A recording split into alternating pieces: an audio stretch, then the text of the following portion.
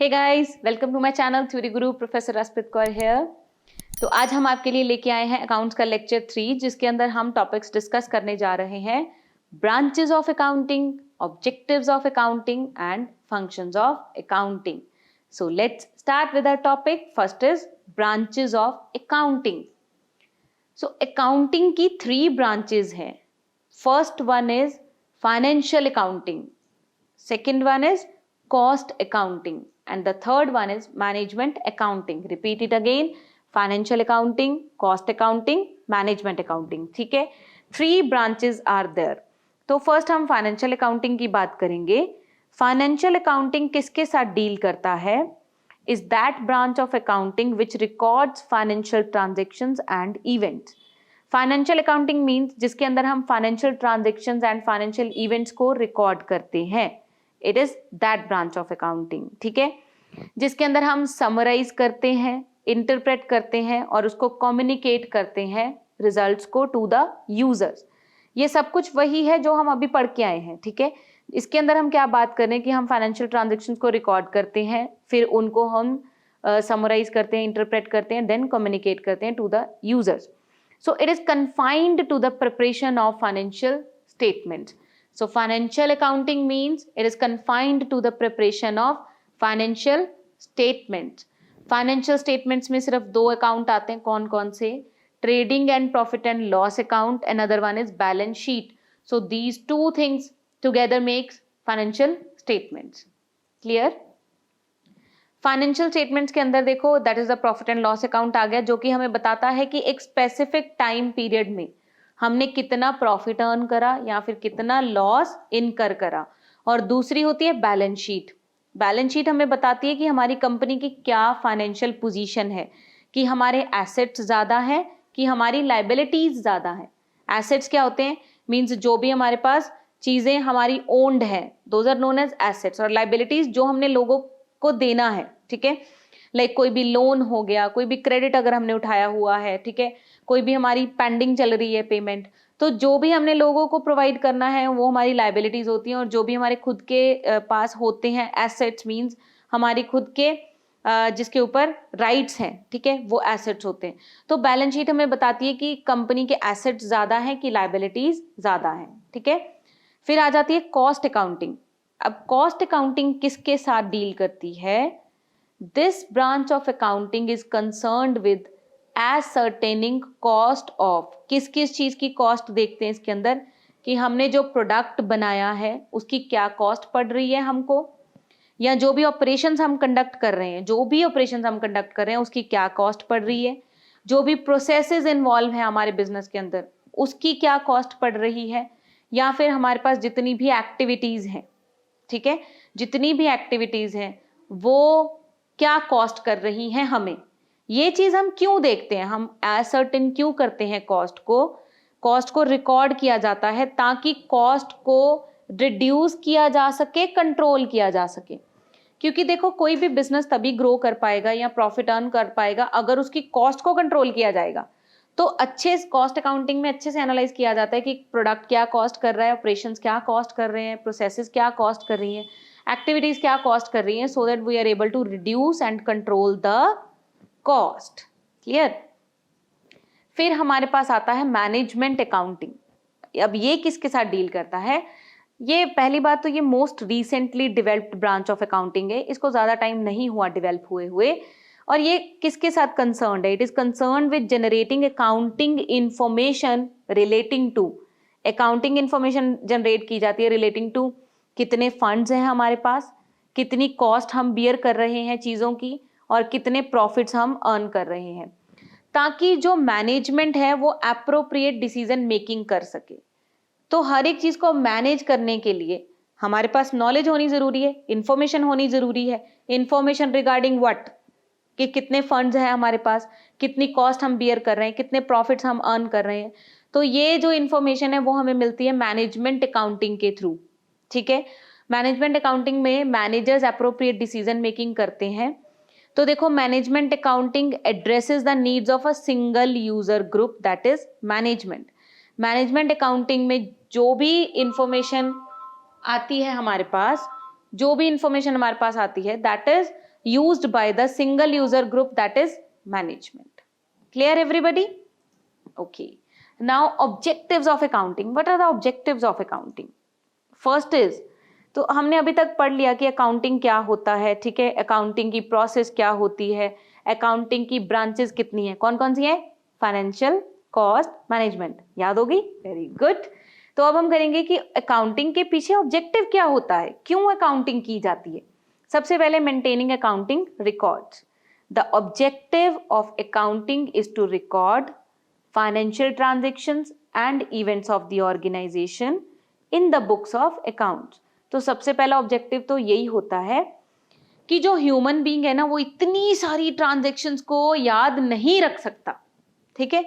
तो इसीलिए हमें फाइनेंशियल ट्रांजेक्शंस और इवेंट्स को अपनी बुक्स ऑफ अकाउंट्स में रिकॉर्ड करना पड़ता है इन अ सिस्टमैटिक मैनर, ताकि हमें पता चल सके कि किस पर्सन को हमने पैसे देने हैं और किससे पैसे लेने हैं। और ये जो सिस्टमैटिक मैनर में रिकॉर्ड किया जाता है, वो कैसे रिकॉर्ड किया जाता है, bye following the principles of accounting. Accounting के कुछ रूल्स रेगुलेशंस हैं, प्रिंसिपल्स हैं, वो आपको फॉलो करने पड़ते हैं और वही प्रिंसिपल्स के बेसिस पे हम बुक्स ऑफ अकाउंट्स में उसको रिकॉर्ड करते हैं। So second objective is determining profit और लॉस। जब तक हम अकाउंटिंग नहीं करेंगे, हमें कैसे पता चलेगा कि हमारा बिजनेस प्रॉफिट में जा रहा है कि लॉस में जा रहा है। So another objective is to determine the net result of transaction for a period. For a period means, ध्यान से देखो, अकाउंटिंग के अंदर दो तरह के ईयर फॉलो किए जाते हैं। एक को कहा जाता है accounting year. Accounting year starts from 1 April and ends at 31 March, and the another one is calendar year. और जो कैलेंडर ईयर है वो स्टार्ट होता है 1 जनवरी से शुरू होकर 31 दिसंबर को वो खत्म हो जाता है। लेकिन हम बोलेंगे कि 80% बिजनेसेस अकाउंटिंग ईयर फॉलो करते हैं, कि वो अपने बुक्स ऑफ अकाउंट्स मेंटेन करते हैं फ्रॉम 1 अप्रैल टू 31 मार्च। और बहुत कम ऐसे बिजनेसेस हैं जो कैलेंडर ईयर को फॉलो करते हैं, ठीक है। तो अकाउंटिंग के पीछे हमारा क्या ऑब्जेक्टिव होता है, ताकि हमें अप्रोप्रिएटली प्रॉफिट या लॉस के बारे में पता चल सके, ठीक है, नेट रिजल्ट पता चल सके, net result of transaction for a period. Clear? For this purpose a statement called an income statement और the trading and profit and loss account is prepared. हमें प्रॉफिट या लॉस का कैसे पता चलता है, बार बार मैं आपको एक ही बात बोल रही हूँ कि फाइनेंशियल स्टेटमेंट्स हमें प्रॉफिट या लॉस के बारे में बताती हैं। और फाइनेंशियल स्टेटमेंट्स में दो स्टेटमेंट्स आती हैं। First is trading and profit and loss account, उसको इनकम स्टेटमेंट भी कहा जाता है। क्या कहा जाता है? इनकम स्टेटमेंट, ठीक है। इसके अंदर, इनकम स्टेटमेंट के अंदर हम क्या करते हैं, जो भी trading and profit and loss account की हम बार बार बात कर रहे हैं, उसके अंदर हम दो चीजें दिखाते हैं। रेवेन्यूज, रेवेन्यूज का मतलब क्या होता है, जो भी इनकम आपको आई है उसे रेवेन्यू कहा जाता है। और दूसरा हम दिखाते हैं एक्सपेंसेस। रेवेन्यूज को क्रेडिट साइड में डाला जाता है, एक्सपेंसेस को डेबिट साइड में डाला जाता है। और इन दोनों के डिफरेंस को कहा, जो भी इनका डिफरेंस आएगा, या तो वो प्रॉफिट होगा या वो लॉस होगा। तो देखो कुछ इस तरह से trading and profit and loss account बनता है। नीचे देखो, लेफ्ट साइड को डेबिट साइड बोला जाता है, राइट साइड को क्रेडिट साइड बोला जाता है इन अकाउंटिंग टर्म्स, ठीक है। सब कुछ क्लियर होगा, घबराना नहीं है, बस आप वीडियोस को प्रॉपर्ली फॉलो करते जाओ, धीरे धीरे आपके सारे कंसेप्ट क्लियर हो जाएंगे। सो बिल्कुल भी आपने घबराना नहीं है, पैनिक नहीं होना, ठीक है। सो अभी के लिए सिर्फ एक फॉर्मेट में आपको बता रही हूं कि क्या फॉर्मेट होता है प्रॉफिट एंड लॉस अकाउंट का। जब ये आगे चल के हम पूरा चैप्टर करेंगे तो आपको हर एक चीज बहुत इजीली क्लियर हो जाएगी, ठीक है।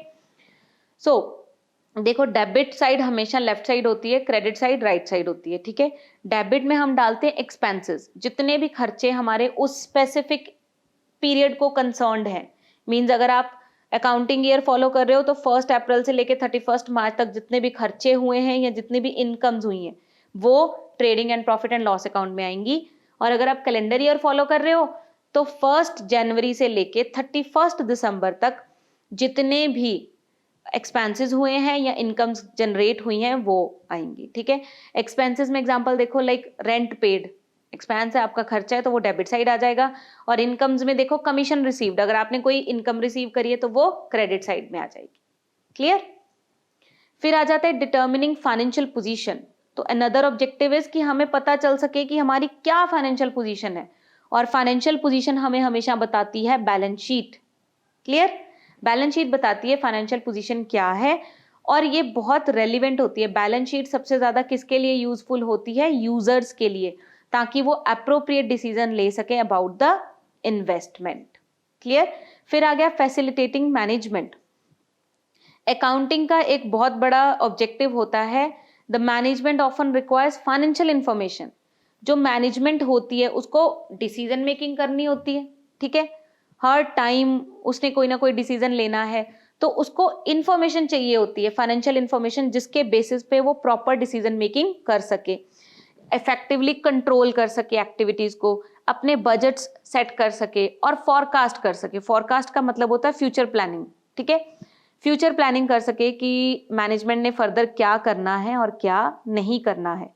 तो अकाउंटिंग एक ऐसी सोर्स है जिसके थ्रू उसको फाइनेंशियल इंफॉर्मेशन मिलती है मैनेजमेंट को, और मैनेजमेंट ये चारों चीजों के ऊपर वर्कआउट कर सकती है। So accounting provides financial information to assist the management in performing their functions.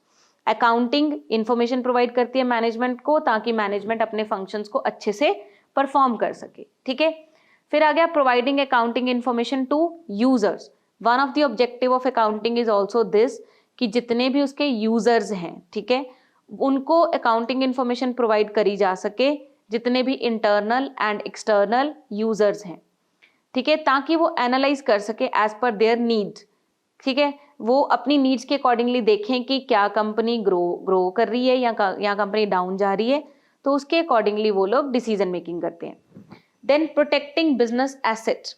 One of the objective of accounting is to protect the business assets. अब अकाउंटिंग में हम क्या करते हैं? हम रिकॉर्ड करते हैं, record of assets owned by the business, कि बिजनेस के खुद के पास कितने एसेट्स हैं जो उसने ओन्ड करे हैं, ठीक है, which enables the management to protect them and exercise control, which enables the management to protect them and exercise control।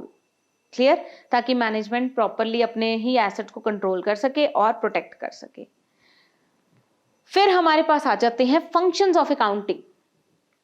Functions of accounting में पहला हमारे पास फंक्शन आता है maintaining systematic accounting records. So this is the first function of accounting, कि primary function is to maintain systematic accounting records by following the, कैसे रिकॉर्ड्स बनाएंगे हम? By following the accounting rules, accounting principles and accounting concepts. Accounting rules, principles, concepts को follow करके हमने सबसे पहले तो सिस्टमैटिकली अपने रिकॉर्ड्स मेंटेन करने हैं, सो दैट रिलायबल मतलब होता है विश्वास करने योग्य, जिसके ऊपर हम बिलीव कर सके, so that reliable financial statements can be drawn, ताकि जिनके ऊपर हम भरोसा कर सके इस तरह की फाइनेंशियल स्टेटमेंट्स हमें मिले। सेकेंड फंक्शन है प्रिपरेशन ऑफ फाइनेंशियल स्टेटमेंट्स, ठीक है। फाइनेंशियल स्टेटमेंट्स इंक्लूड, आप बताओगे, प्रॉफिट एंड लॉस अकाउंट जिसको इनकम स्टेटमेंट भी बोला जाता है, एंड बैलेंस शीट जिसको पोजीशन स्टेटमेंट भी बोला जाता है, ठीक है। ये अच्छे से लर्न करना है आपने, इनकम स्टेटमेंट, पोजीशन स्टेटमेंट, ठीक है। तो फाइनेंशियल स्टेटमेंट्स में ये दोनों चीजें आती हैं। So it is most important function of accounting because it shows the financial performance। तो सबसे important function होता है accounting का financial statements बनाना, क्योंकि financial statement financial performance दिखाती हैं business की, that is business profit earn कर रहा है या loss incurred कर रहा है। Both the statements are very important for users to take decisions। Very good। फिर आ गया meeting legal requirement। देखो जो अकाउंटिंग के एविडेंसेस होते हैं, कोई भी बिल्स, कोई भी रिसिप्ट्स जो भी आपके पास है, या जो भी अकाउंट्स आपने प्रिपेयर करे हैं, बैलेंस शीट वगैरह, ठीक है, वो एक्सेप्ट करी जाती है as evidence by the court of law. As evidence मतलब अकाउंटिंग एज एविडेंस एक्सेप्टेड है, लेकिन अगर वो मेंटेन करी गई है systematically by following the accounting rules, principles, concept, अगर आपने प्रॉपरली इनको फॉलो करा है, अकाउंटिंग रूल्स को, प्रिंसिपल्स को, कंसेप्ट्स को, और उसके बेसिस पे आपने अपने अकाउंट्स बनाए हैं, तो आपके अकाउंट्स एज एविडेंस एक्सेप्ट किए जा सकते हैं in the court of law. इसके अलावा बहुत सारे ऐसे एक्ट्स हैं, आपने सुने होंगे, जैसे कंपनीज एक्ट 1938, ठीक है, 1956 कंपनीज एक्ट 1956 है, इनकम टैक्स एक्ट है, जीएसटी एक्ट है, ठीक है। तो ये सारे एक्ट्स के अंदर ना ये कहा गया है कि they are required to submit returns, income tax return सुनी होगी आपने, ठीक है। तो दीज एक्ट्स सजेस्ट कि हाँ आप किसी भी बिजनेस को जो है रिटर्न्स फाइल करनी पड़ेंगी, ठीक है, रिटर्न भरनी पड़ेगी।